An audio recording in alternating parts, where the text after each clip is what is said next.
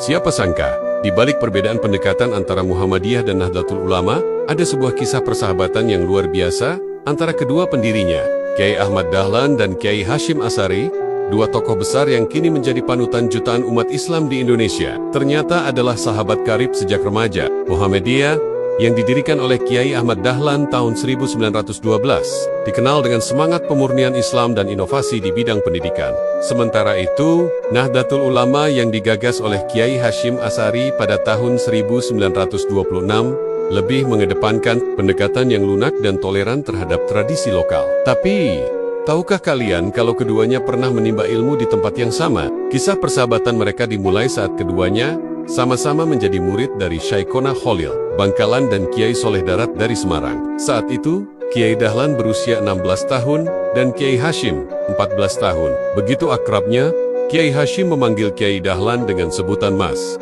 sementara Kiai Dahlan memanggil Kiai Hasyim dengan sebutan Adi. Persahabatan ini layaknya kakak beradik. Meskipun kebersamaan mereka di Semarang tidak berlangsung lama, takdir kembali mempertemukan mereka di Mekah. Keduanya sama-sama berguru pada Syekh Ahmad Khatib Al-Minangkabawi, seorang ulama berpaham pembaharuan modernis. Pada masanya, disinilah jalan pemikiran mereka mulai menunjukkan perbedaan.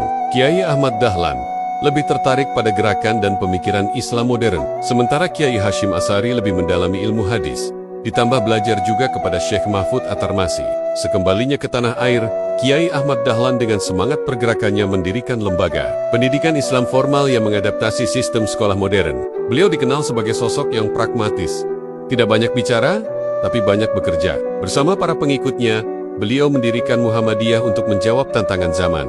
Di sisi lainnya, Kiai Hasyim Asy'ari mendirikan pondok pesantren di Jombang tahun 1899.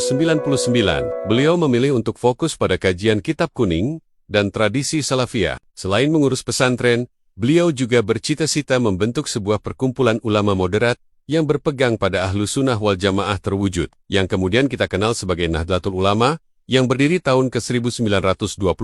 Jadi, ketika kita melihat perbedaan amalia antara warga NU dan Muhammadiyah hari ini, ingatlah kisah ini. Kedua organisasi ini lahir dari rahim persahabatan dua tokoh besar yang punya guru yang sama, misi yang sama, dan sumber yang sama, yaitu Al-Quran dan hadis. Perbedaan mereka adalah rahmat dan kekayaan, bukan alasan untuk berdebat. Mereka adalah dua sisi mata uang yang saling melengkapi untuk kemajuan umat Islam di Indonesia.